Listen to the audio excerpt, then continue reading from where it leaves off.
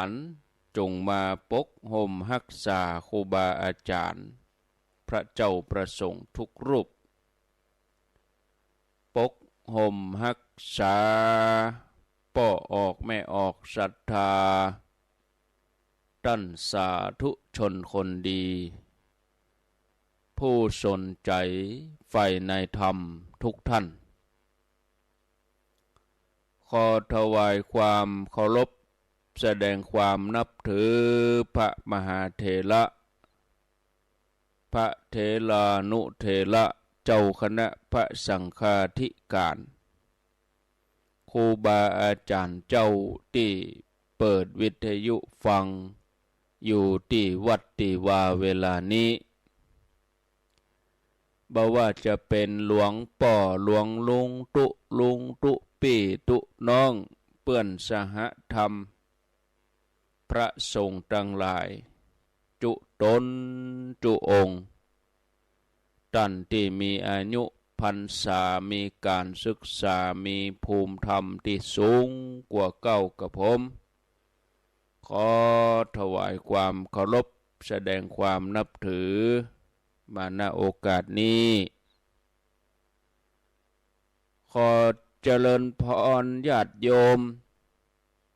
ท่านสาธุชนคนดี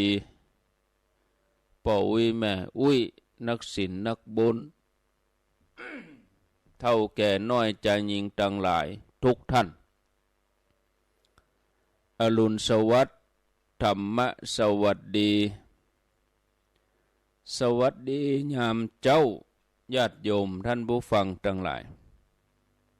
ยินดีต้อนรับเข้าสู่รุ่งอรุณวันใหม่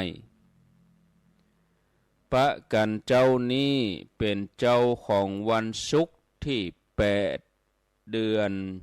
ธันวาคมพุทธศักราช2566วันนี้เป็นวันเดือนยี่แฮม11ค่ำเดือนยี่เหนือแฮม11ค่ำพร่ำว่าเป็นวันศุกร์8ธันวาคม2566มาปะกันในรายการเสียงธรรมแสงทองสัพเพเหระปกิณกะใกล้แจ้งซึ่งตามปกติแล้วทุกวันศุกร์วันพฤหัสวันศุกร์วันเสาร์เวลาตี3ถึงเวลา5 โมงตี3ถึงตี5นี่จะเป็นรายการของท่านพระชัยวัฒน์นาคเสโนท่านจะดำเนินรายการทุกวันพฤหัสบดีมีวันพัดมีวันศุกร์แล้วก็มีวันเสาร์เวลาเมื่อเจ้าก็วันนี้ก็มาปะญาติโยมเขาทั้งหลายมาทำหน้าที่แทนซึ่งท่านชัยวัฒน์หรือว่าตุลุงยองนั่นท่านก็ไปช่วยงานเข้ากรรมงานปฏิบัติธรรมที่วัดหนองเกิดตำบลตาตุ่มอำเภอป่าสังจังหวัดลำพูนก็เข้ากรรมแถมบักกี้วันก็คงจะแล้วละตั้งแต่วันที่5มาแล้วเนาะ5 ถึง 10กันเนาะเข้ากรรมหน้านี้ก็เข้ากรรมก็จะเริ่มทำกันแล้วงานกฐินก็จะเป็นงานเข้ากรรมศรัทธาญาติโยมก่อนอื่นต้องขออนุโมทนากับสถานีวิทยุคลื่นต่างๆที่เปิ่นได้เปิดสัญญาณนำรายการนี้ไปสู่ผู้ฟังทางบ้านบ่ว่าไกลว่าใกล้อยู่ที่ไหนก็รับฟังได้ฟังทางออนไลน์พ่องฟังทางสถานีวิทยุพ่องบางท่านก็ติดตามทางออนไลน์ ทางระบบเฟซบุ๊กบางท่านก็ฟังทางวิทยุซึ่งเจ้านี้ก็มีหลายคลื่นหลายสถานีทางลำปางปุ่นก็รับฟังที่คลื่น106.50วิทยาลัยสงฆ์นครลำปางทางในเมืองเชียงใหม่ก็รับฟังได้ที่คลื่น104.50วัดฝ่ายหินมหาวิทยาลัยเชียงใหม่ทางเมืองฝางแม่อายชัยปราการอันนี้ก็รับฟังได้ที่สถานีวิทยุคลื่น100.25สถานีวิทยุคณะสงฆ์อำเภอฝางตั้งอยู่ที่วัดพระบาทอุดมนำบ่อสาวาสำนักวิปัสสนาทางเมืองฝางนี่ชัยปราการเมื่อค่ำเมื่อคืนนี่ญาติโยมโซนทางปุ้นก็สามารถติดตามรับฟังได้ที่สถานีวิทยุทางโซนร้านเยาวรัฐในเครือข่ายทีมงานของคุณดารุณีเปิดรับสัญญาณเมื่อคืนตลอด2 ทุ่มถึง4 ทุ่มแต่เมื่อเจ้านี่เปิ้นจะฮับเวลาตี5ปุ่นตีเวียงป่าเป้าเรดิโอเมื่อเจ้านิ่มได้ยินเถอะได้ยินเมื่อค่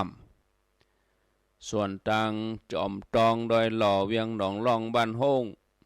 อันนี้พดไปถึงเมืองลี้ฟังได้ตีขึ้น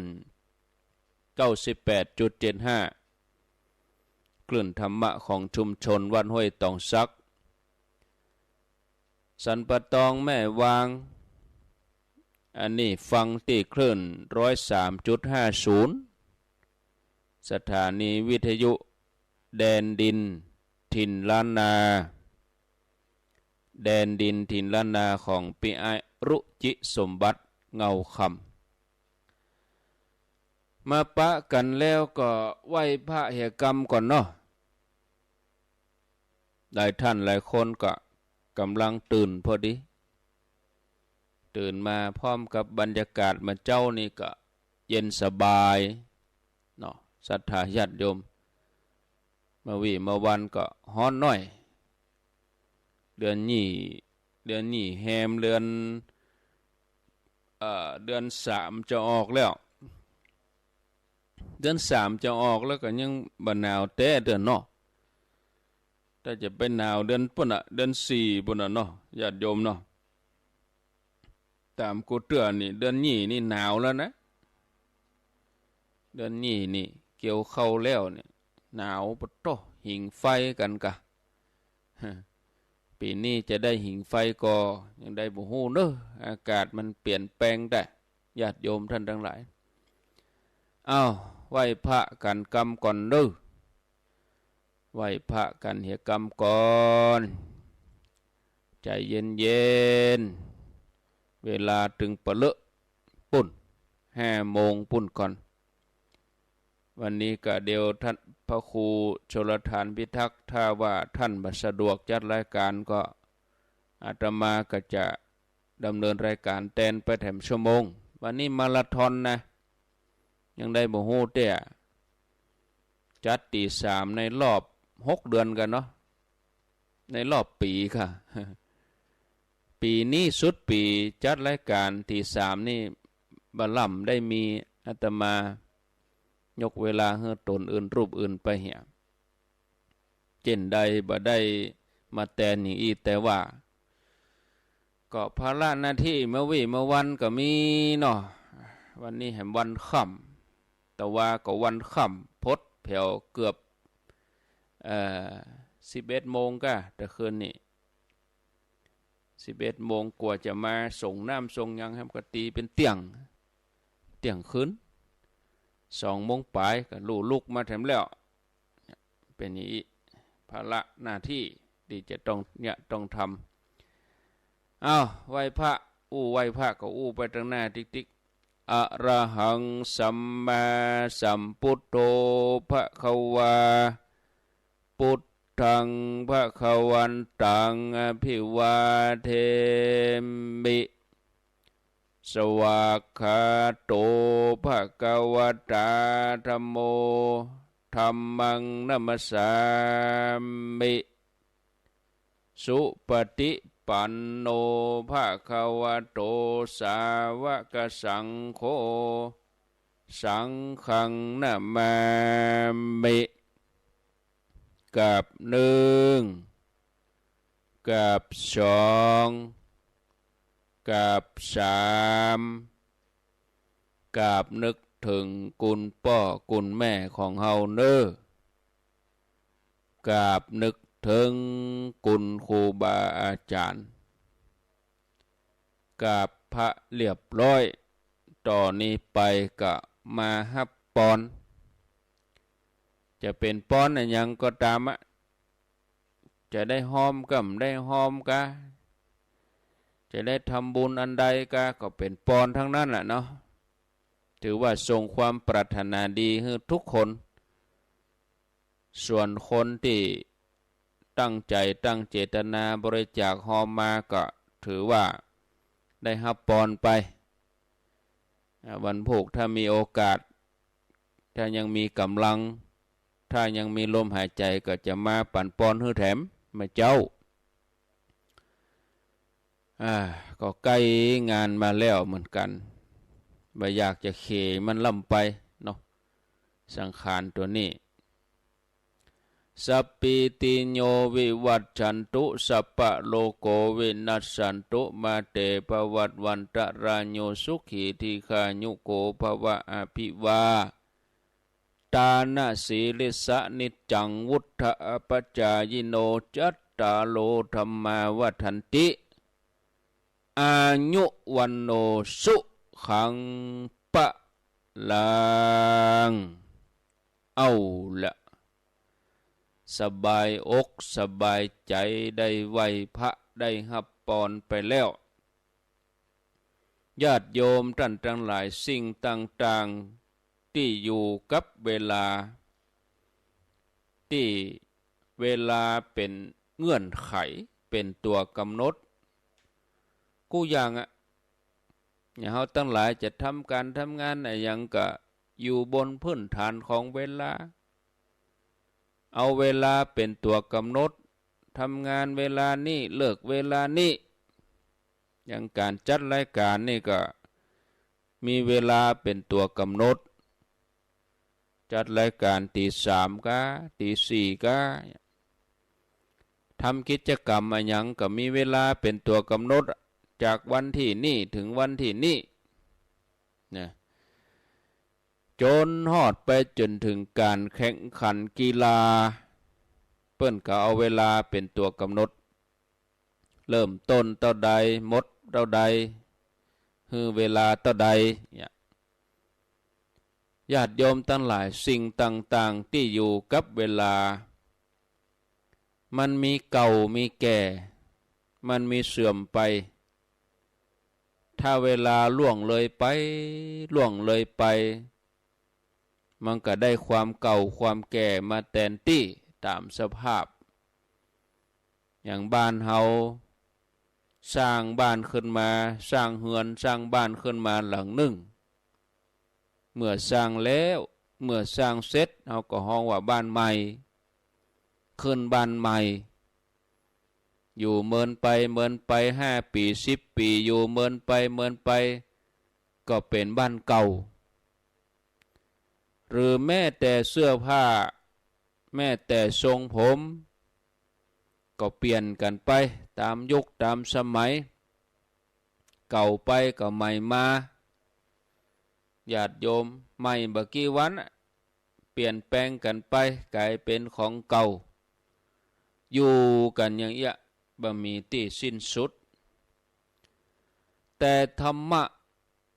ที่เป็นสัจธรรมหรือว่าธรรมะอันเป็นธรรมชาตินี่บ่ได้ขึ้นอยู่กับเวลา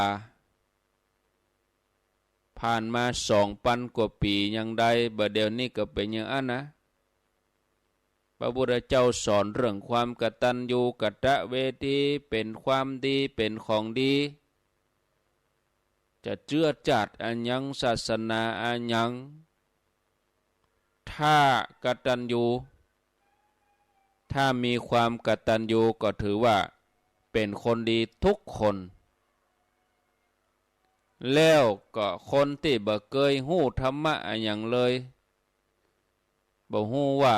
พระพุทธเจ้าสอนอย่างนี้แต่เขามีความกตัญญูขึ้นมาในใจของเขาเขาก็เป็นคนดีมีธรรมะ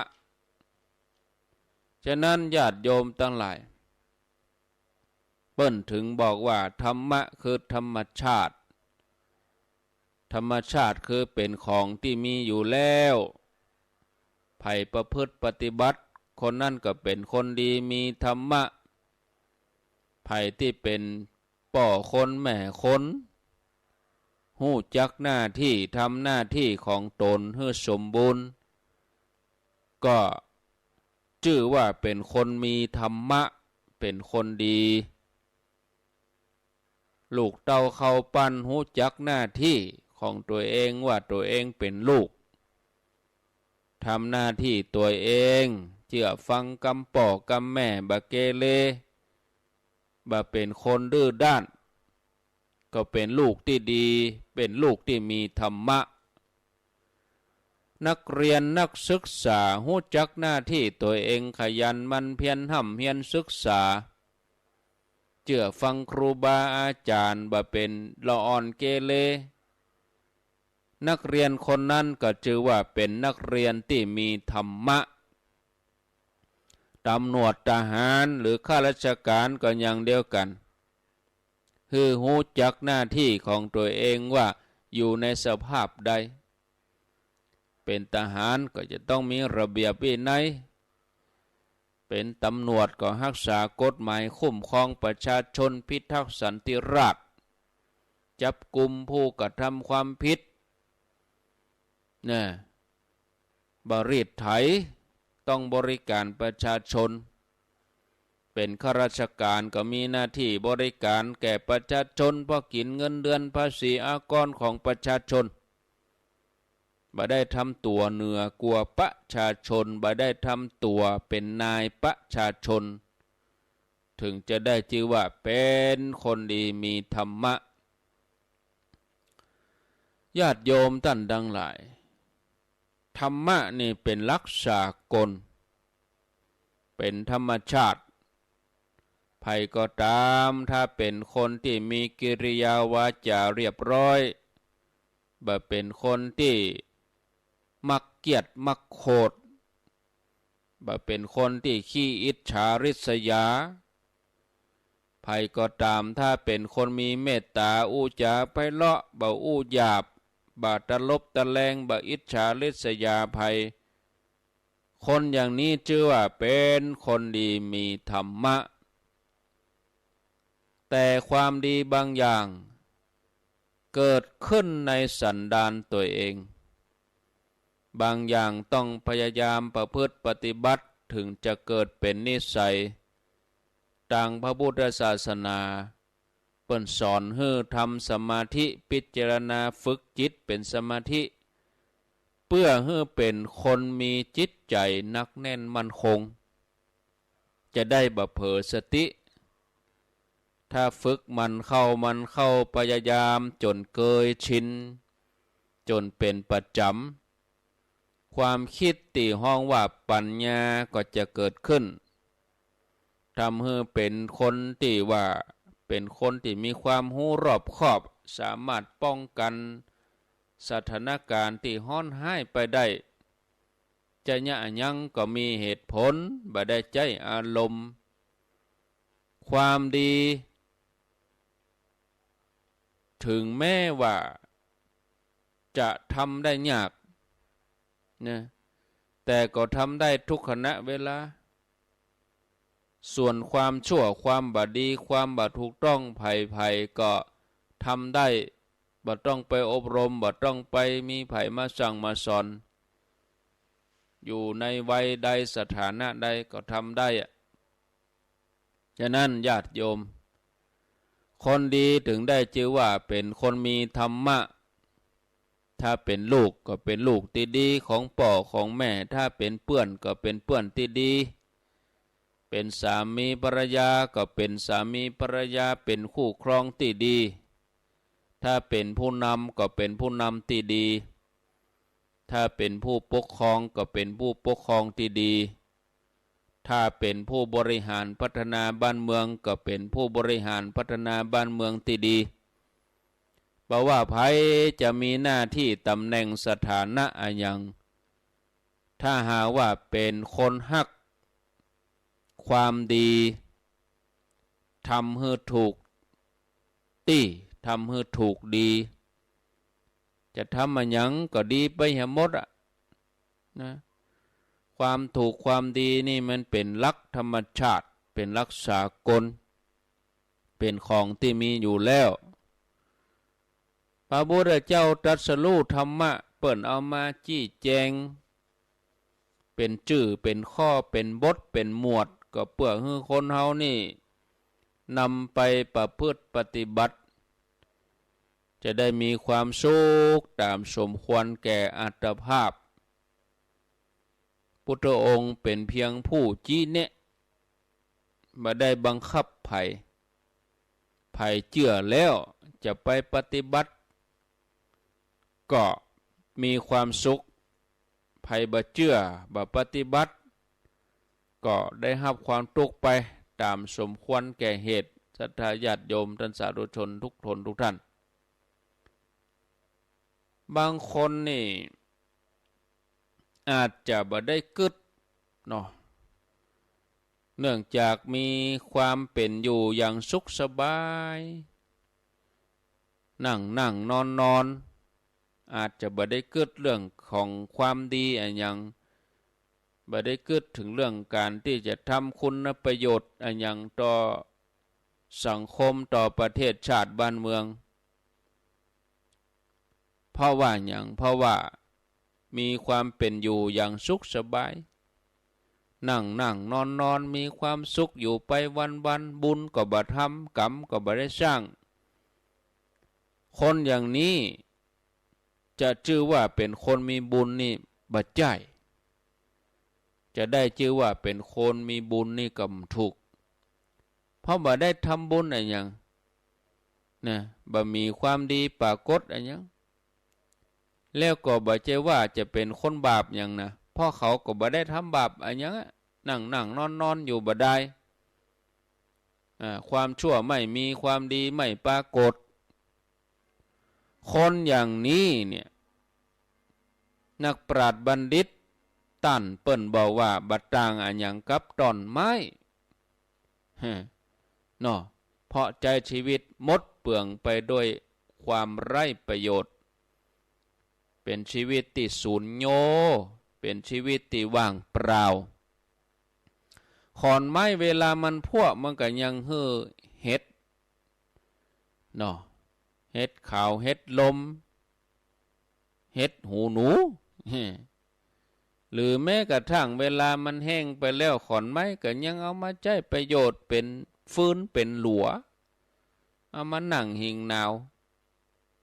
แม้มันสลายตัวไปก็เป็นปุ๋ยได้อยู่แต่คนเนี่ยถ้าบ่ทำมันอย่างเนี่ยมันบ่มีประโยชน์ชีวิตที่มีประโยชน์มีโอกาสที่จะทำความดีให้นักต่างพระพุทธศาสนาอู้ไว้ถึง10อย่างนะญาติโยมทั้งหลายโอกาสที่จะทำความดีให้นักเนี่ยในทางพุทธศาสนามี10อย่างคืออย่างหนึ่งการเสียสละสิ่งของตัวเก่าเพื่อเป็นประโยชน์แก่คนอื่น 2. การมีเมตตาปรารถนาดีต่อกัน 3. การฝึกจิตใจให้สงบ 4. การรักษามารยาทให้เรียบร้อย 5. การบันนิ่งดูดาย 6. เมื่อทำความดีอย่างใดอย่างหนึ่งก็บ่ห่วงแหนความดีนั่นไว้ 7. เมื่อได้หู้ได้หันคนอื่นทำดีก็ควรจะมุทิตาบ่มีอิจฉาตาร้อน 8. เป็นคนสนใจในการฟัง มื่อมีไผมาแนะนำบอกกล่าวก็ตั้งใจด้วยความเคารพเก้าเมื่อมีความรู้ความเข้าใจสิ่งใดก็แนะนำคนอื่นบัตรณีหาโอกาสแจกจ่ายด้วยความมีน้ำใจ10พยายามปรับปรุงความหันของตัวเองให้ตรงต่อเหตุผลทั้งหมดนี่มาฟังพอแล้วนี่มาพิจารณาพอแล้วอันนี้ก็คือบุญกิริยาวัตถุนั่นเนาะคือบุญกิริยาวัตถุ10ประการแต่เอามาอู้เป็นกรรมง่ายๆหมอกปอเข้าใจเนี่ยเขาจะหันว่าการทำบุญนั่นนี่บ่เลือกการสถานที่แม้บ่มีทรัพย์สินเงินทองเขาก็ทำได้ประการสำคัญขึ้นอยู่ที่กับผู้ที่จะทำบุญถ้าหู้จักบุญแล้ว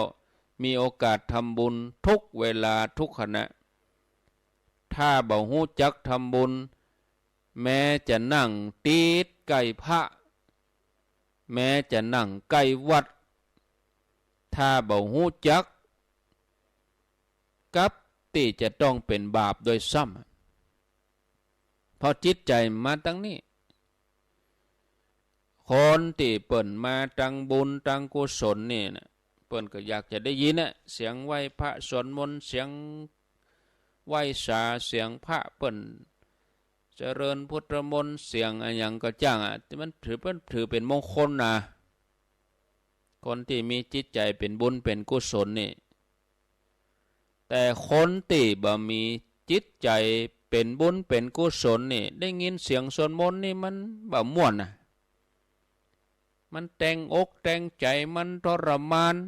มันอยากจะให้ผ่านไปเว้ย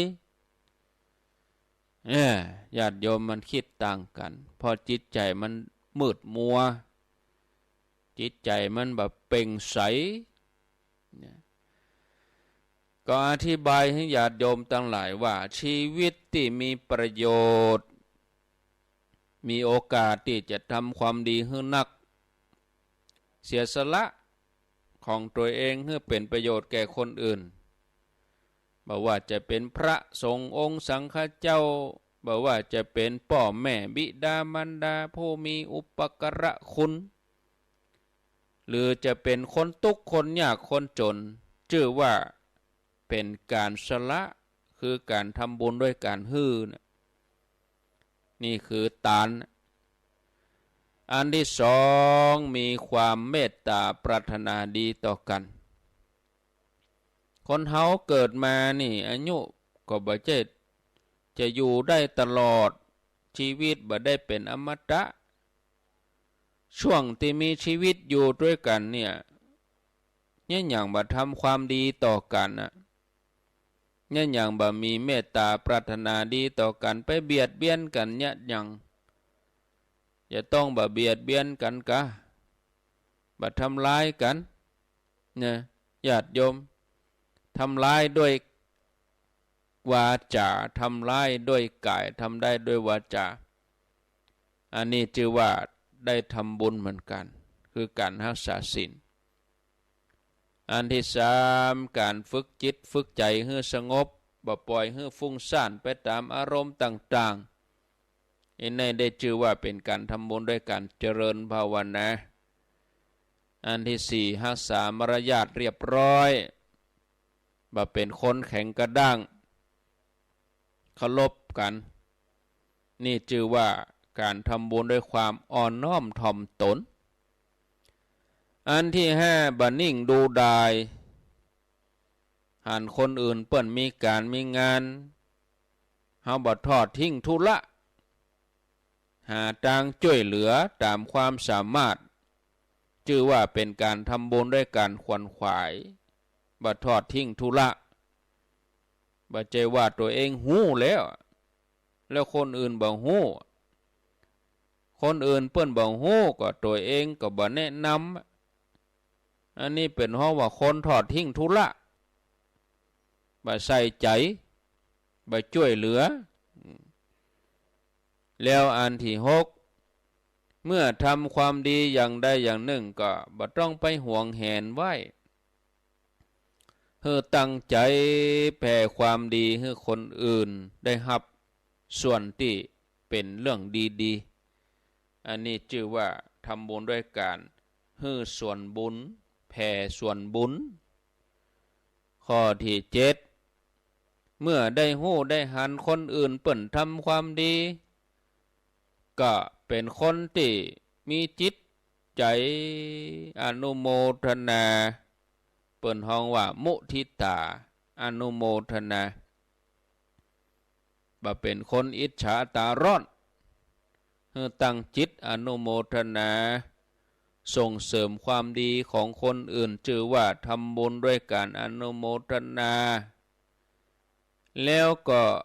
ข้อที่8เป็นคนที่สนใจในการฟังเมื่อมีไผมาบอกมากล่าวเมื่อมีไผมาแนะนำอย่างญาติโยมเขาทั้งหลายเปิดรายการเปิดวิทยุฟังเนี่ยครูบาอาจารย์พระสงฆ์เปิ่นมาบอกมากล่าวมาแนะนำเขาก็ตั้งใจฟังด้วยความเคารพชื่อว่าเป็นการทำบุญด้วยการฟังก็เป็นบุญนะฟังแล้วเอาไปกึศแล้วก็เอามาปฏิบัติเนี่ยก็เป็นบุญนะแล้วข้อที่9เมื่อมีความรู้ความเข้าใจสิ่งใดก็บ่ควรตระหนี่ความรู้นั้นหาโอกาสแจกจ่ายความรู้แก่คนอื่นด้วยความหวังดีชื่อว่าการทำบุญด้วยการบอกกล่าวแนะนำเทศนาสั่งสอนแล้วข้อที่10พยายามปรับปรุงความคิดความหันของตัวเองให้ตรงต่อเหตุผลเชื่อผลความดีความชั่วชื่อว่าการทำบุญด้วยการทำความหันให้ตรงญาติโยมทั้งหลายถึง10อย่างที่ว่ามานี้จะหันว่าเป็นการทำบุญทั้งนั้นประการสำคัญมันอยู่ที่ว่าผู้ที่จะทำถ้ารู้จักบุญแล้วมีโอกาสทำบุญได้ทุกเวลาถ้าบ่รู้จักทำบุญแม้จะนั่งติดพระแม้จะอยู่ใกล้วัด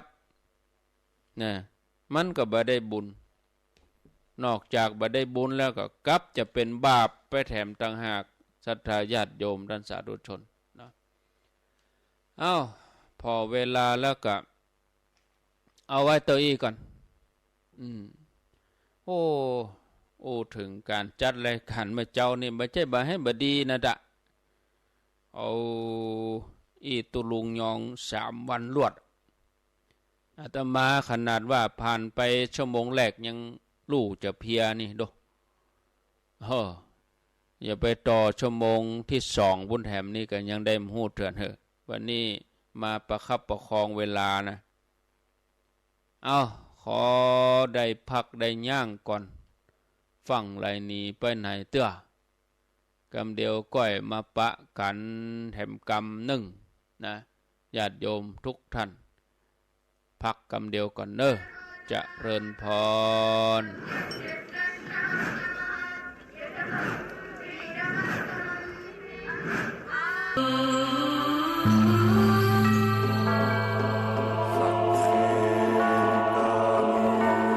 สุโขปุญญัสสะอุจโยพระพุทโธดำรัสปัดทุกเข็นการสั่งสมซึ่งบุญทุนบำเพ็ญจะอยู่เย็นเป็นสุขพ้นทุกภัยขอเชิญร่วมงานทำบุญประเพณีส่งน้ำพระเจ้าทันใจและสวดอิติปิโส108 จบประจำปี 2566 ปีที่ 14 ณ วัดปากทางเจริญตำบลดอยหล่ออำเภอดอยหล่อจังหวัดเชียงใหม่วันจันทร์ที่ 11 เดือนธันวาคม 2566 เวลา 9:39 นาทีขอเชิญร่วมพิธีสืบชะตาแบบล้านนาและส่งน้ำพระเจ้าทันใจร่วมถวายทานห้องน้ำทันใจจำนวน10 ห้องณ วัดปากทางเจริญพระสงฆ์29 รูปเวลา 11 นาฬิกาถวายภัตตาหารเพลพระสงฆ์ เวลา 12 นาฬิกาเชิญผู้มาร่วมงานรับประทานอาหารแบบโรงทานเป็นเสร็จพิธีต่อจากนั้นไปเวลา 18 นาฬิกา 39 นาทีวันจันทร์ที่ 11 เดือนธันวาคม 2566 ขอเชิญร่วมพิธีสวดอิติปิโส 108 จบพระสงฆ์ 300 กว่ารูปประกอบพิธีจุดเทียนชัยมงคล 108 เล่มรอบเจดีย์ปล่อยโคมไฟจำนวน 108 ดวงณวัดปากทางเจริญตำบลดอยหล่ออำเภอดอยหล่อจังหวัดเชียงใหม่เริ่มเวลา 18 นาฬิกา 39 นาทีเป็นต้นไปเสบียงบุญในชาตินี้มีหลายอย่างเตรียมเดินทางข้างหน้าต้องหาก่อนยิ่งเดินทางหลายข้างต้องหาบขอดเครื่องกินนอนมากมายสะพายเต็มเสบียงบุญชาติหน้าไม่กลัวหนักเพียงรู้จักเก็บออมถนอมเข้มบุญกิริยาวัตถุลุอิ่มเอกจะปรีเปรตเต็มหลับด้วยธรรมาทั้งทานศีลภาวนานำพาให้สู่แดนไกลสวงสวรรค์สุขหันษาจะล่วงทุกข์ด้วยความเพียรด้วยปัญญาอภิญญาพาพ้นว่ายวนเวียนใครเสบียงบุญมีมากยามอดหมอย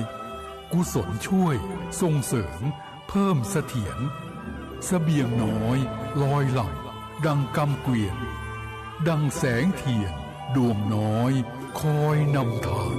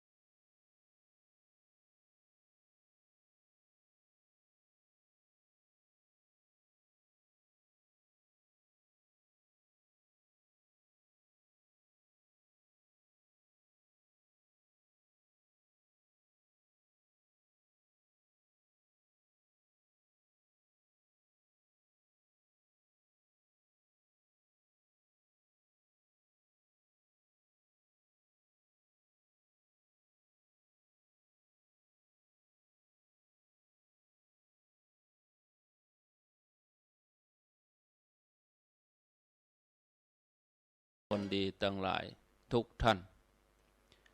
ก็เข้าสู่ชั่วโมงที่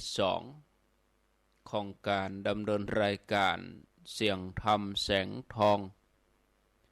สัพเพเหระปกิณกะใกล้แจ้งตามปกติแล้วก็ดำเนินรายการโดยท่านพระชัยวัฒนาคเสโนวัดพระธาตุดอยน้อยตำบลดอยหล่ออำเภอดอยหล่อจังหวัดเชียงใหม่วันนี้อาตมาภาพมาทำหน้าที่แทนท่านชัยวัฒนาคเสโนดำเนินรายการผ่านไปแล้ว1 ชั่วโมงเวลาตอนนี้ก็ตี 4พอดีญาติโยม1 ชั่วโมงผ่านไปข้างแถม1 ชั่วโมงหลังก็อยู่ด้วยกันไปเนอะญาติโยม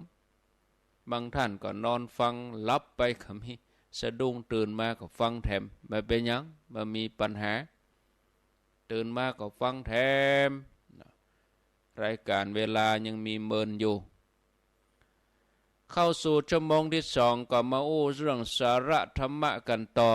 อู้ถึงเรื่องวิธีการสร้างความดีแม่เจ้านี่เราต้องอู้กันเรื่องของความดีเรื่องของบุญของกุศลนักญาติโยมเนอะเพราะหลายผู้หลายท่านมีความตั้งอกตั้งใจจะทำความดีหลายผู้หลายท่านมีความตั้งอกตั้งใจที่จะประกอบบุญกุศลวิธีสร้างความดีเป็นเรื่องที่ยิ่งใหญ่ในชีวิตมนุษย์เฮาใครก็ตามผู้ใดก็ตามที่รู้จักความดี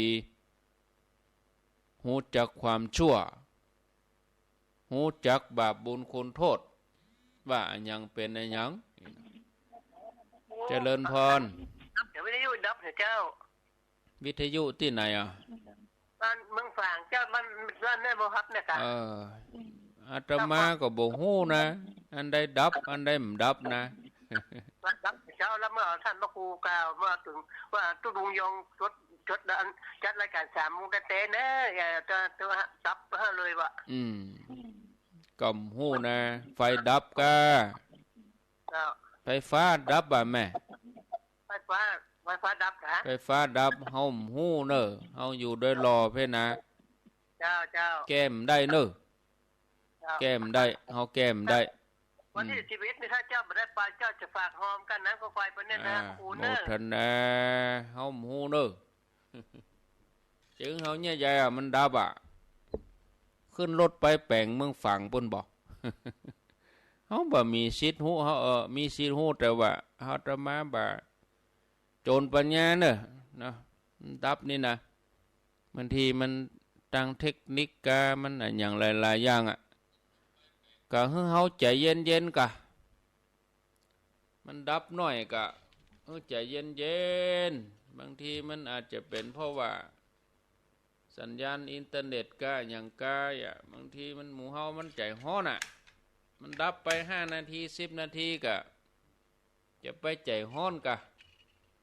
มันดับก็เฮาก็รับเหี้ยกะ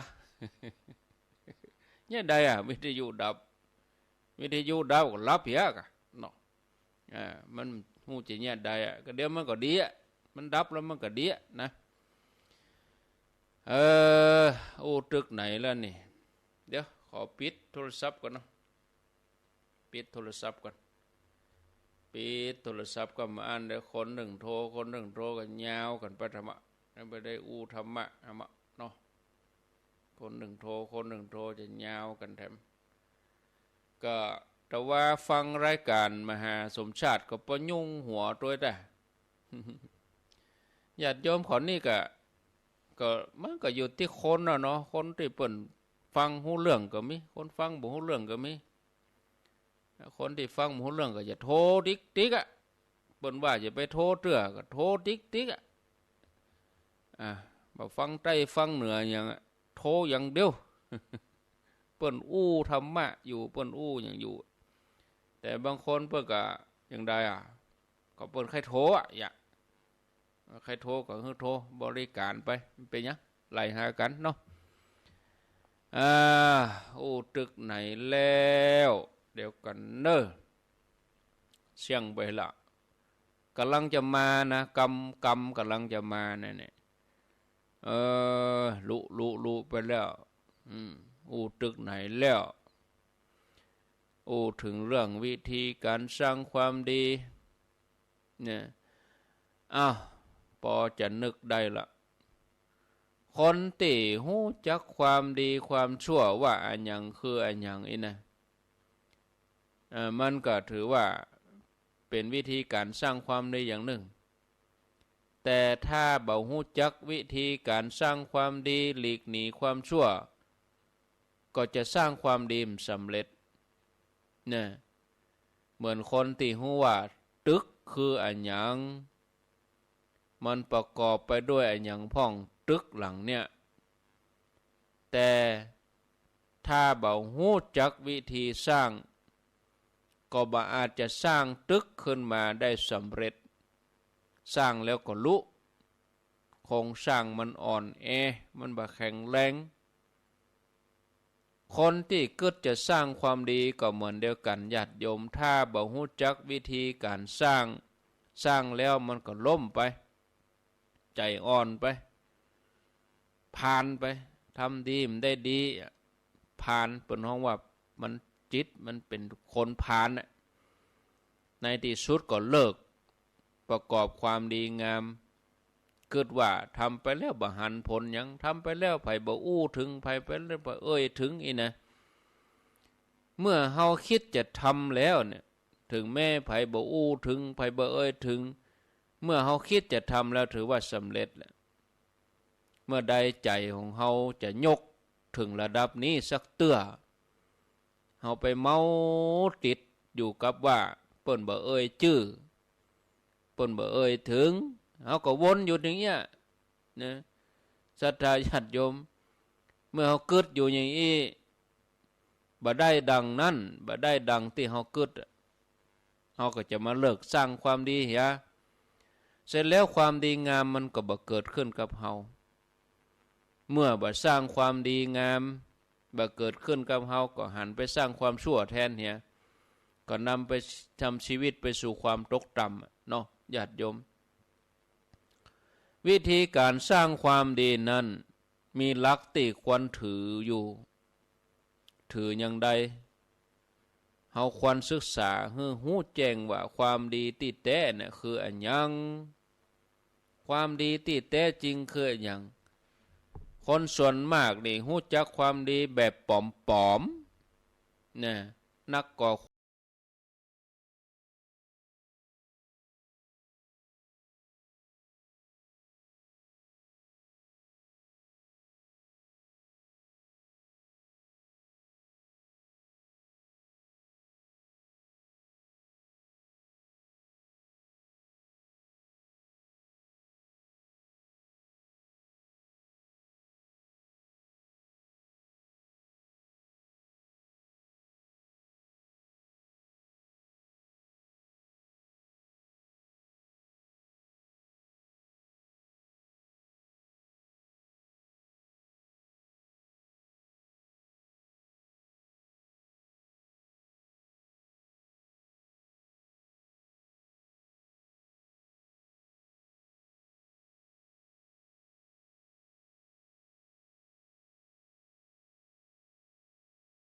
ศรัทธาญาติโยม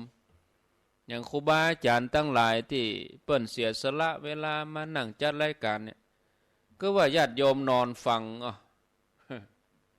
แล้วตนที่เปิ้นมานั่งเนี่ยก็ชั่วโมงเป็นชั่วโมงญาติโยมเขานอนเอานอนฟังเอาเนี่ยญาติโยมทั้งหลายลองคิดดูกะนะญาติโยมใครรับก็รับรับแล้วก็ลุกมาก็ฟังแถมแต่พระครูบาอาจารย์ที่เปิ่นจัดรายการนี่จะมานอนมันก็ไม่ได้นั่งอยู่เนี่ยนั่งอยู่ตนเดียวไปเนาะศรัทธาญาติโยมเพื่ออย่างเพื่อประโยชน์แก่ผู้อื่นในที่นี้ก็คือตัวญาติโยมเขาผู้ฟังรายการเมื่อฟังแล้วเอาไปพิจารณาเอาไปคิดเอาไปปฏิบัติได้เป็นว่าการสร้างความดีเจ้านี้การสร้างความดีวันนี้ก็ได้ประโยชน์ได้ผลนะแล้วทำเนี่ยเวลาเราต้องทำด้วยความบริสุทธิ์ใจบ่ใจทำแล้วบ่บริสุทธิ์ใจนะถ้าบริสุทธิ์ใจก็เป็นความดีที่แท้ถ้ามีเจตนาบ่บริสุทธิ์มันแอบแฝงมันก็เป็นความดีปลอมปนห้องว่าความดีเทียมมันไม่ใช่ความดีแท้ของปลอมก็คือมันใจของแท้นั่นเองแล้วทำดีถ้าว่ามีผู้หู้ผู้หันนักเปิ่นได้อนุโมทนาบุญโดยเฮาคนส่วนมากนี่บางทีชอบทำความดีให้เปิ่นได้หู้ได้หันเนาะยิ่งหู้ยิ่งหันนักมีการกล่าวมีการประกาศมีการโฆษณาก็รู้สึกว่าดีเนี่ยนะแต่ถ้าเฮายกจิตของเฮาขึ้นมาแถมน้อยนักปราชญ์บัณฑิตเปิ่นกลับมองว่าการทำความดีนั่นต้องทำแบบปิดทองหลังพระนะถือว่าเป็นความดีแท้บ่ใช่ความดีฉาบโฉยบ่ใช่ทำดีต่อหน้ามันก็จึงมีทั้งต่อหน้าและรับหลังดังโบราณท่านว่าไว้ความดีที่มนุษย์บหันนั่นเทวบุตรเทวดาสิ่งศักดิ์สิทธิ์ดินฟ้าเปิ้นหันแล้วเปิ้นก็ประทานผลให้ที่สำคัญก็คือตัวเก่านั่นแหละเป็นผู้หู้ผู้หันยิ่งกว่าผู้ใดความซ้ำมองของใจมันเป็นบ่อเกิดแห่งความทุกข์ความสุขน่ะไผจะมองหันจะยิ่งกว่าตัวเก่าแล้วเนี่ยมันบ่มีนะศรัทธาญาติโยม ความดีนั่นทำถูกหรือทำผิดเฮาตั้งใจจะทำความดีแต่ถ้าทำผิดก็มีเนาะถ้าทำความดีผิดเนี่ยนะมันก็บ่เป็นผลดีกับตัวเก่ากับคนอื่นเนาะยกตัวอย่างถ้าเศรษฐีคนหนึ่งมีเงินเป็นกระสอบนะเจ้ามานี่ตั้งโต๊ะหน้าบ้านบริจาคแก่ผู้ที่ต้องการเพราะหันว่าการบริจาคเงินนี่เป็นเรื่องดีคนทั้งหลายในบ้านเมืองนั้นก็ปากันขี้ค้านล่ะบ่ทำงาน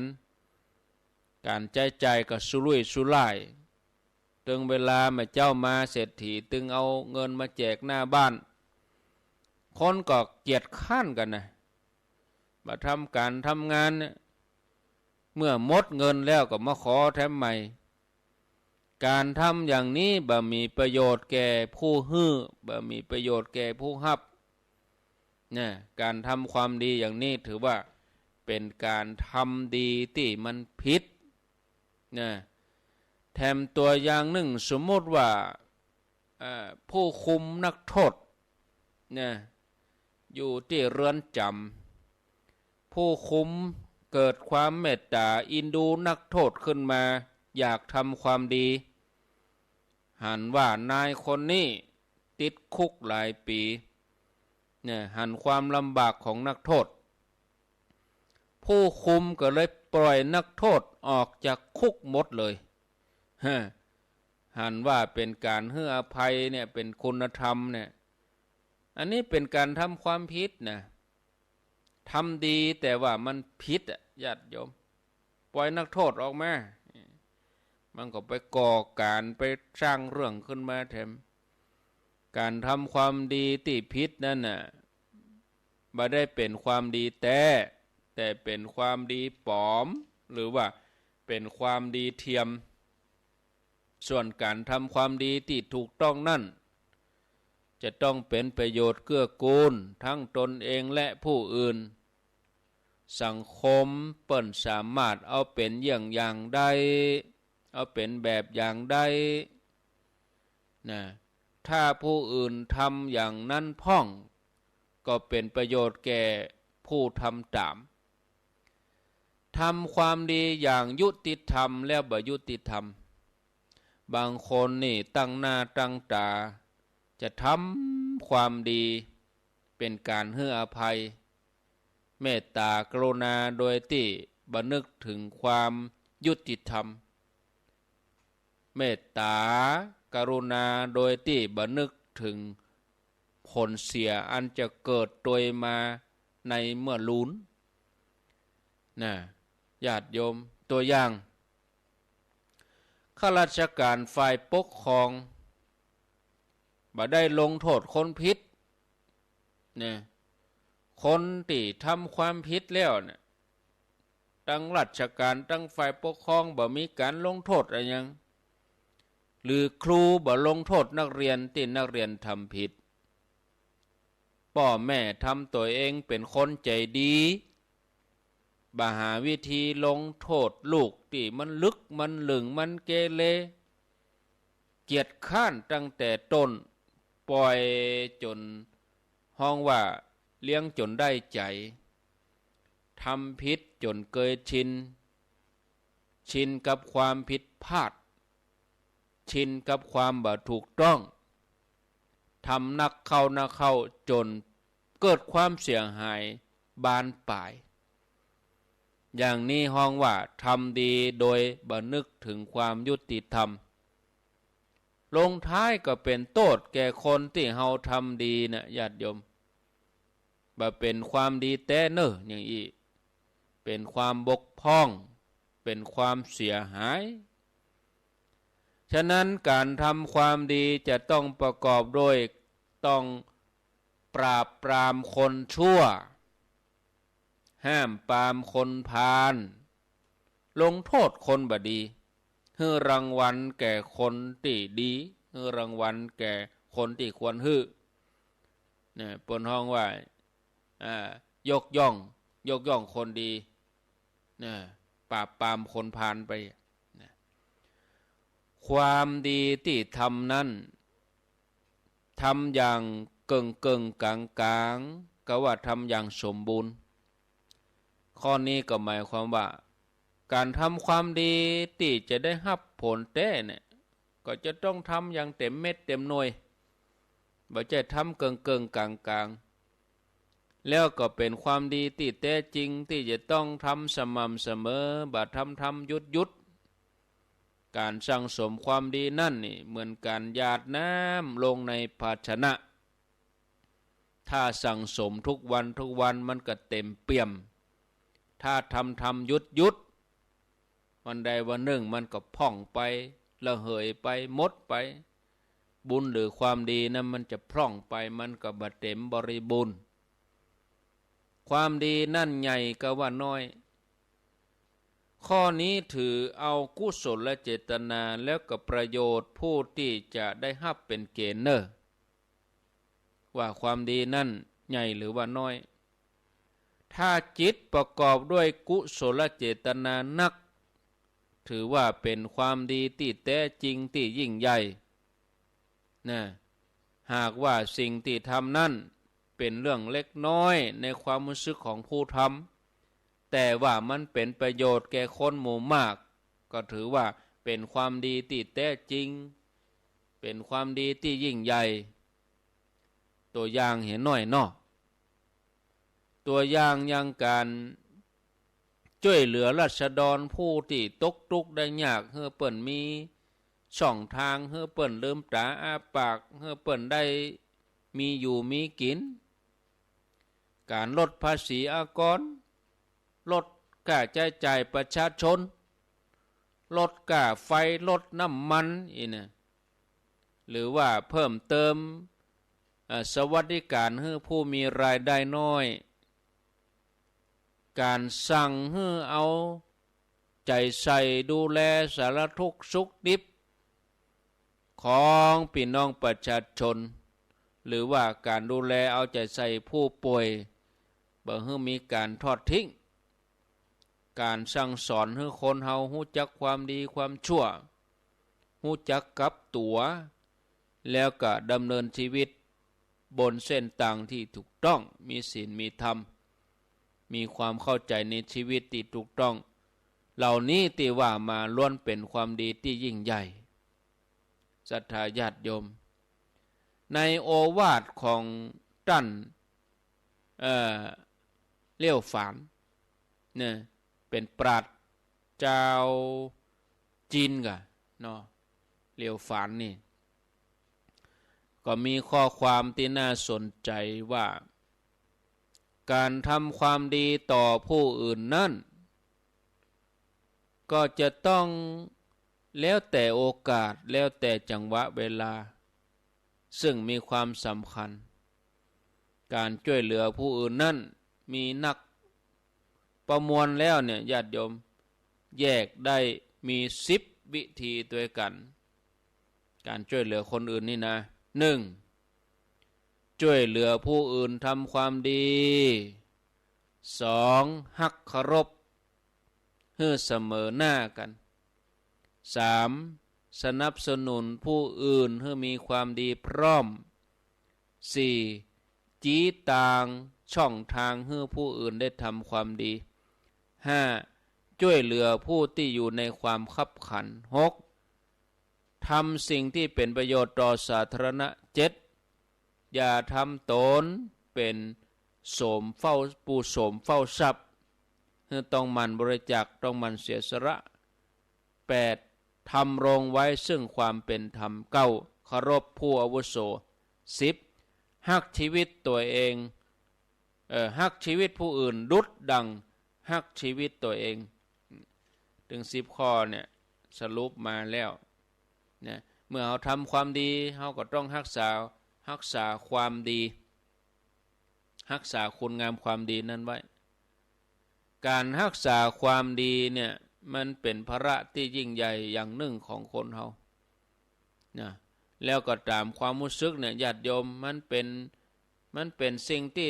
มีเกียรตินะ นะการทำสิ่งใดก็ตามถ้าเป็นการทำเพื่อรักษาความดีก็รู้สึกว่าเป็นการเนี่ยทำที่มีเกียรติถึงแม้ว่ามันจะยากลำบากมันจะข่มขืนขืนข่มขืนมันจะฝืนใจก็มันจะบ่ม่วนใจก็ให้มีความจื่นอกจื่นใจแฝงอยู่ตรงในหั่นเห็นน้อยนะเนาะตัวอย่างความทุกข์ยากลำบากของพ่อแม่ที่จะต้องฮักลูกเลี้ยงลูกทนุถนอมเพื่อทำหน้าที่ของพ่อของแม่ให้ดีที่สุดเพื่อรักษาความดีของตัวเองในฐานะที่เป็นพ่อเป็นแม่ความทุกข์ความยากความลำบากของนักศีลนักบุญนักพจน์อย่างพระสงฆ์เนี่ยโอ้ญาติโยมทั้งหลายบัดเดี๋ยวนี้การงานของครูบาอาจารย์พระสงฆ์นี่มันมีนักมากมายมันไม่ใช่ง่ายๆนะต้องต่อสู้อุปสรรคปัญหาต่างๆเนี่ยพ่อแม่นี่เป็นผู้ที่ทำภาระอันมีเกียรติอย่างยิ่งนี่นะถึงได้รับเกียรติจากสังคมสมณะนักบวชก็ได้รับเกียรติจากพุทธศาสนิกชนครูบาอาจารย์ก็ได้รับเกียรติจากลูกศิษย์เชิดชูก็เพราะเหตุเดียวกันเนี่ยคือเพราะว่าท่านทั้งหลายเหล่านั้นเปิ่นรักษาคุณงามความดีไว้ตามฐานะของท่านพยายามให้ยิ่งขึ้นไปการทำความดียังง่ายกว่าการรักษาคุณความดีการทำความดียังง่ายกว่าการรักษาคุณงามความดีเปรียบเหมือนกับการมีลูกง่ายกว่าการเลี้ยงลูกการดูแลลูกบางคนทำความดีมาเกือบทั้งชีวิตนะบอกกองรักษาความดีไว้เนี่ยรักษาไว้ไม่ได้จะรักษาไว้สักครั้งสองครั้งบ่รักษากลายเป็นคนเสียคนไปเนี่ยญาติโยมแล้วก็จะมีคนอู้ถึงอย่างอี้ในทางตรงกันข้ามเนี่ยแกงอย่างดีตึงหม้อใหญ่ๆจัดลำจัดดีหอมดีบอกกองแมงงนแมลงวันบินลงไปตายเหตุตัวคนที่จะมาซื้อกินคนที่จะมากินก็รังเกียจแม้เจ้าตัวที่แกงนั่นน่ะจะหาทางแก้ไขตักแมงงนออกขว้างแล้วหรือว่าแกงแถมไม่คนที่มาจ่ายมาซื้อมันก็บ่ค่อยม่วนใจแล้วเนาะชีวิตของคนเฮาก็เหมือนกันนะมีดีคือนักมีชั่วมอกน้อยคนตั้งหลายบางทีมันก็เพ่งมองปากันรังเกียจสิ่งเล็กน้อยนั่นไปผ้าขาวตึงพื้นใหญ่ๆ2 เม็ด4 เม็ดมีจุดด่างจุดดำเห็นน้อยก็พอตัดท่านปากันไปตำนี้ตัดท่านเนี่ยเพราะว่ามันเห็นชัดเนาะชีวิตคนเฮาก็เหมือนกันญาติโยมยิ่งคนเฮาบริสุทธิ์พุทธผ่องต่อใดเนี่ยข้อบกพร่องเล็กน้อยคนก็ยิ่งมองหันง่ายนะ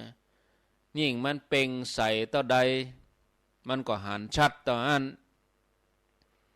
ฉะนั้นคุณงามความดีก็เลยเป็นของยาก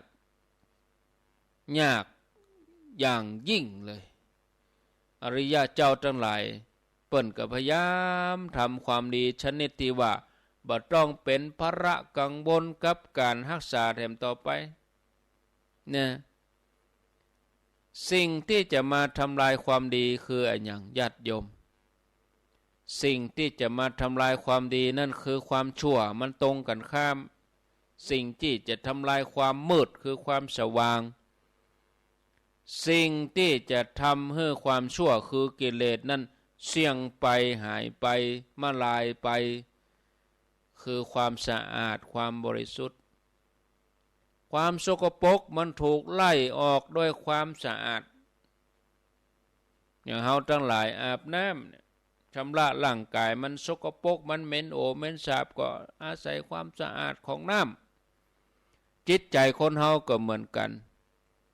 ถ้ามันขุ่นมัวถ้ามันสกปรกก็ชำระด้วยทานศีลภาวนาเนี่ยศรัทธาญาติโยมเมื่อกิเลสมันหมดแล้วเสี่ยงแล้วมันหมดลึงไปแล้วมันถูกถอนรากถอนโคนไปแล้วมันบ่มีบ่อเกิดแห่งความชั่วมันบ่ฮู้จะไปจับจุดไหนเนี่ยมันถูกทำลายให้สิ้นไปเฮาบ่ต้องไปกังวลอย่างแล้วนี่เนาะได้ปลดเปลื้องภาระอันยิ่งใหญ่นี้ไปเสร็จแล้วเฮาก็จะเป็นความสุขที่ดีงามอันยังคือเครื่องมือรักษาความดีญาติโยมคำตอบก็คือเครื่องมือที่รักษาความดีนั่นคือความประมาทการมีสติระมัดระวังตัวเองอยู่เสมอบันนิ่งนอนใจบ่วางใจนะจะไปลื่นมันตัวกิเลสนี่นะญาติโยมความชั่วที่จะมาทำลายความดีนั่นเนี่ยมันจะเกิดจากความชราใจความนิ่งนอนใจความประมาทลาสาว่าบ่เป็นหยังน้อยเดียวบ่ได้มันเป็นหยังไฟน้อยๆไม้ขีดซี่เดียวไม้ขีดไฟซี่เดียวเผาบ้านเผาเมืองได้ฉะนั้นผู้รักษาควรประมาทขใจเห่งอุดหูหัวดับไฟดวงนั่นก่อนมันจะลุกลามเรื่องเล็กๆน้อยๆอาจจะลุกลามใหญ่โตเป็นสงครามเป็นไฟไหม้ไฟลามอย่างกรรมโบราณที่ว่าน้ำพึ่งหยดเดียวผู้ต้องการรักษาความสามัคคีจะต้องระวังเรื่องเล็กๆน้อยๆโดยติ่มประมาทเพราะความประมาทนี่มันเป็นมลทินนะญาติโยมหน้าที่สำคัญอย่างหนึ่งของคนเฮาที่จะต้องรักษาคุณงามความดีที่ทำไว้แล้วคือควรจะต้องถือเป็นว่ามันเป็นหน้าที่ที่มีเกียรติภัยจะมาเนี่ยอย่างใดบางทีเฮาก็ทำให้เฮาเสียใจได้เหมือนกันนะแต่ถ้าเฮาถือว่ามันเป็นหน้าที่ของเฮาที่จะต้องรักษาคุณงามความดีนั้นไว้เฮาก็รักษาต่อไปความดีบ่มีวันตายนะเป็นไปได้ที่มนุษย์ปุถุชนอย่างเฮาทั้งหลายจะต้องพัดพรากจากกันไปนะบางทีด้วยความประมาทด้วยความหูเต้าบ่ถึงการความอ่อนแอเพราะอำนาจของกิเลสมันใหญ่ญาติโยมทั้งหลายแต่เมื่อลูนมาเมื่อหู้สึกตัวแล้วเฮาก็จะต้องตั้งต้นแต่ใหม่ทำใหม่สร้างใหม่บ่มีวันสายสำหรับผู้ที่สำนึกผิดต้องการกลับตัวกลับใจเหมือนคนตกอยู่ในหลุมในบ่อที่มันเป็นขี้เปอะฮือดิดตัวเองออกมาฮือขยับตัวเองขึ้นมาแล้วก็มาชำระฮือสะอาดหมดจดแล้วก็จะได้บริสุทธิ์เหมือนเก่านะดีกว่าปล่อยปะละเลยต่ำเลยตกลงไปก็แจ่อยู่ในบ่อน้ำค่ำแจ่อยู่ขี้เปอะหันแล้วบัดเตียเกียกตะกายบัดดีตัวเองบักพัฒนาตัวเองขึ้นมาเมื่อผิดพลาดเราจะได้รับความเจ็บปวดเพราะความผิดพลาดนั้นก็จะเป็นครูสอนความจริงชีวิตแก่เราจะไปกึดประชดตัวเองว่าตอนนี้ไปเนี่ยเขาจะบดีละเนี่ยเขาจะบัญญัติอย่างแล้วเขาจะบัทำอย่างสักอย่างแล้วเนี่ยเฮ้ยกึดแถมไม่ว่าตีผ่านมามันย่ำแต่เตื้อยังบดีปอจะต้องมีอย่างผิดพลาดสักอย่างหนึ่งอีกอะถ้าเกิดอย่างนี้นะเขาควรจะต้องทำยิ่งขึ้นไป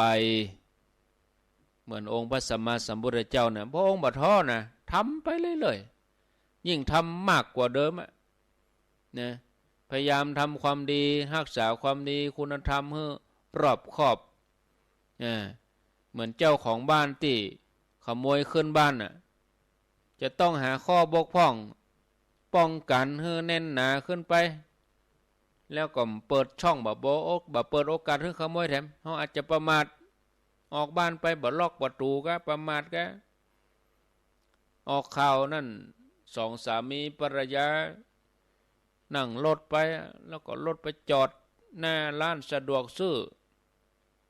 จอดซื้อของมาได้ขโมยมันหันเอาไปเลยขึ้นรถไปลักขโมยไปเลยเนี่ยพอเราให้โอกาสขโมยมันได้ช่องทางอะเราลงรถเราล็อกกระแจเราปิดเหี้ยมันก็ไม่ได้อย่างสักอย่างนะเราประมาทกำเดียวมันได้แป๊บเดียวคำว่าแป๊บเดียวเนี่ยเสียใจเลยญาติชมญาติโยมท่านทั้งหลายเนี่ยเราจะต้องทำดีเพิ่มเติมเข้าไปคนเราจะดีก็เพราะว่าตั้งใจที่จะเป็นคนดีนะทำตามที่ตัวเองตั้งใจนั่นไว้พยายามรักษาคุณงามความดีให้ได้ญาติโยมพอเวลาแล้วก็อู้ไปก็ใครรับไปหาเหมาะสถานเนาะพอแต่คืนก็นอนดึกพอสมควรอู้ไปก็ใครรับเจ็บหัวเจ็บหงิบเอาตาอีก่อนนึญาติโยมก็เดียวจะพอท่านพระครูชลทานพิทักษ์ก่อนว่าท่านพระครูเปิ้นได้อยู่สะดวกก็จัดรายการนี่นะเปลี่ยนบรรยากาศคำเดียวก็โทรก็ตึงบัดติดปิดโทรศัพท์อยู่ประชาสัมพันธ์เหตุกรรมก่อนนอข่าวสารงานบุญวันนี้วันที่8ก็เหลือเวลาแถม2วันวันที่9ที่10 2วันวันเสาร์วันติดเตรียมงานวันจันทร์แล้วก็เป็นวันหยุดด้วยเปิ้นหยุดชดเชยนะเปิ้นหยุดชดเชยให้ตั้งราชการทำงานราชการนี่เปิ้นหยุดอยู่วันที่11ธันวาก็ขอเชิญชวนญาติโยมมาสืบชะตาวันที่11ธันวางานประเพณีส่งน้ำพระเจ้าตรันใจงานประเพณีสวดอิติปิโส108จบในงานก็จะมีสืบชะตาแล้วก็ตานห้องน้ำนี่แล้วละจ่ายน้ำจ่ายไฟข้างการายละเอียดเป็นนั่นของใจในห้องน้ำเล็กๆน้อยๆเป็นต้นว่าอย่างที่ใส่สบู่ผ่องค้าที่แขวนผ้าแขวนไม้แขวนอย่างต่างๆได้ยังไงเอาใส่แหมวันนี้ก็แล้วล่ะวันนี้ใส่ก็แล้ววันพวกก็ทำความสะอาดแหมกรรมก็ได้ละเนาะก็ญาติโยมเนอะวันที่11ก็มีหลายผู้หลายท่านเปิ่นแจ้งความประสงค์จะเป็นเจ้าภาพเป็นห้องพ่อง10 บาทก็ได้สร้างร่วมกันหมดเด้อบ่ใช่เป็นสมบัติของผู้หนึ่งผู้ใดบ่ใช่ห้องน้ำตู้เจ้าบ่ใช่ห้องน้ำไผเอาใจเป็นสาธารณประโยชน์ไผมาก็ได้ใจหมดอันนี้ใจประโยชน์สาธารณะก็มาร่วมบุญกันญาติโยมวันที่11มาตานห้องน้ำที่วัดปากตังเจริญห้องน้ำห้องปลดทุกข์เก้าหนที่แปลงอยู่10 ห้องแยงไปแยงมาต่อออกไปแถมห้องต่อบ่ใช่ต่อบ่ได้นะต่องบประมาณถ้วยเนี่ยต่อออกไปแถมห้องเป็นห้องสำหรับเก็บของห้องสำหรับปอดจายใส่โถปัสสาวะโถฉี่โถปัสสาวะเห็ด4 หัวปอดจายแม่ยิงในห้องน้ำนักน้อยเก่าทีนี่ว่าจะเอาแบ่งเกิงกันปอดจาย5แม่ยิง5เอาไปเอามาเพิ่มห้องน้ำแม่ยิงเป็น6 ห้องปอดจาย4 ห้องพอแล้วเหลือแถมห้องนั้นเป็นห้องสำหรับปัสสาวะปอดจาย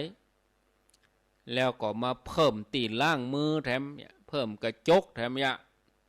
มันมีเพิ่มมันมีเป ลีกย่อยออกมาก็มาตานเนอมาตานวันที่11เวลา9 โมงเกิงสืบจะตาแล้วก็ลวดตานห้องน้ำกินข้าวตอนพักผ่อนไผจะไปเอวตั้งใดก็ไปแล้วก็ลงทานบางท่านก็แจ้งความประสงค์มาก็ขออนุโมทนาโดยบอกว่าจะเป็นน้ำบอกว่าเป็นอาหาร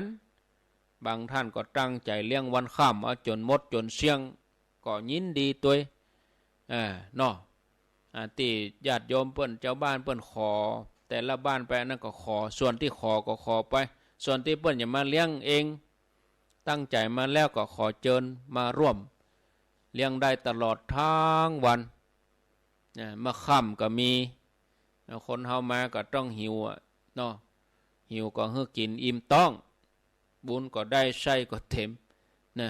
แล้วเฮาทั้งหลายเฮาฟังรายการมาเมินแล้วเนี่ยบางเตื้อนี่ฟังธรรมะนี่ฟังแต่เป็นธรรมะธรรมโมแต่เวลาจะเอาไปใช้ประโยชน์เนี่ยมาเกิดประโยชน์เลยมันอย่างใดท่านพระครูบางทีเฮาบอกแล้วบอกอีกงานอย่างบอกว่างานวัดบ่ใช่เฉพาะงานขึ้นสีขาวนะงานกูวัดนะเจ้ามันฟังเทศฟังธรรมมันฟังเนี่ยมันต้องพัฒนาจิตใจได้การที่เขาจะไปกินลงทานอย่างก็ตามเนี่ยขยะกาอย่างกาจะไปเอาไปขว้างไปยัดใส่ต้นไม้จะขว้างก็ขว้างเพื่อส่องหน้าเพื่อมันหันถุงขยะเปิ้นก็มีบางทีจัดงานแล้วเละเทะหมดท่าแต่เจ้านี่นั่งเป็นท่ามาตอนมาแบบเป็นท่ายะแล้วเขาจะเอาบุญเกิดได้อย่างใด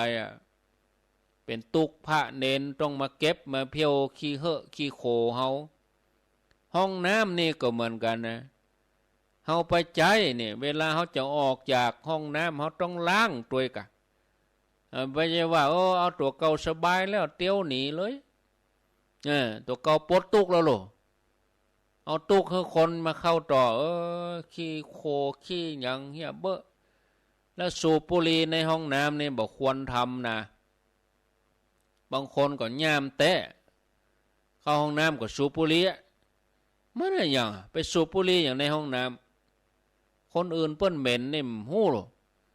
อาตมาจะเอาป้ายติดไว้เพราะบางทีห้องน้ำนี่มัน